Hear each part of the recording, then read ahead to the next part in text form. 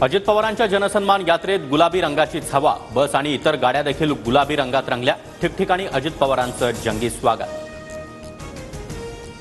जनसन्मान यात्रेमध्ये अजित पवारांचा गुलाबी बसमधून प्रवास। योजनांची माहिती जनतेपर्यंत पोहोचवणार। दररोज 2 मतदारसंघात जाणार अजित पवारांची माहिती। विरोधकांनी सेट केलेलं नरेटिव्ह बदलणार। सरकारच्या योजनांचा प्रसार आणि प्रचार होणार। छगन भुजबळांसह सुनील तटकरेंचं वक्तव्य।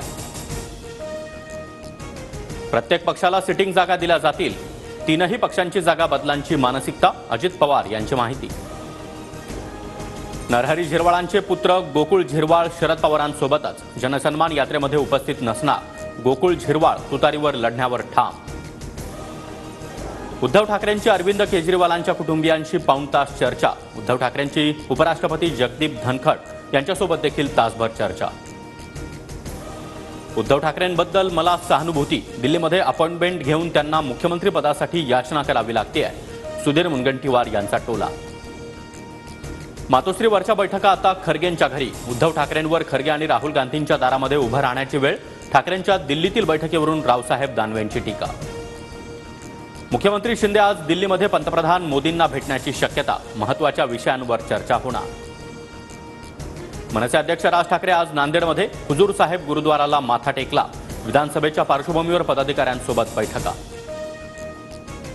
कुणाला अडवू नका, विनाकारण कुणाला किंमत देऊ नका। ज्या दिवशी मराठा ठरवेल त्या दिवशी सर्वांकडूनच उत्तर घेणार। राज ठाकरेंना होणाऱ्या विरोधावर जरांगेंचं वक्तव्य।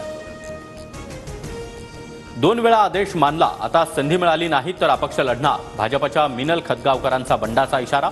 खतगावकर नांदेडमधील नायगावमधून लढण्यास इच्छुक।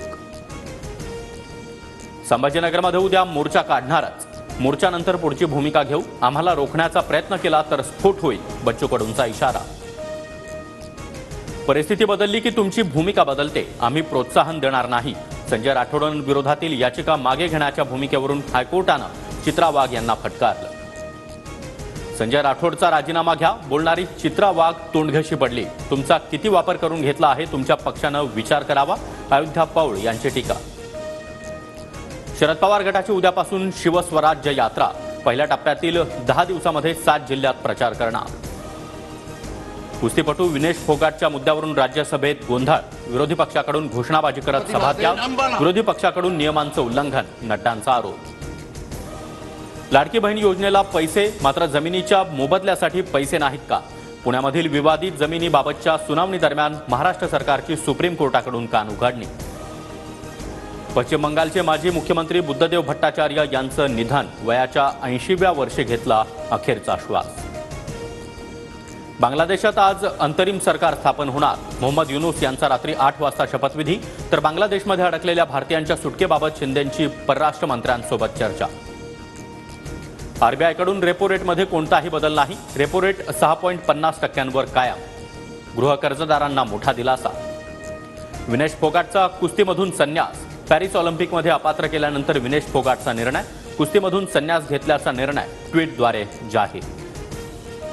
कुस्तीपटू अंतिम पंघाल अडचणीत। शिस्तभंगाचा आरोप। अंतिम आणि तिच्या बहिणीची भारतात रवानगी। आठवड्याच्या अखेरपर्यंत मध्यम स्वरूपाचा पावसाचा अंदाज। मुंबईत आज पावसाची शक्यता। रायगड, रत्नागिरी, पुणे, साताऱ्याला येलो अलर्ट जारी।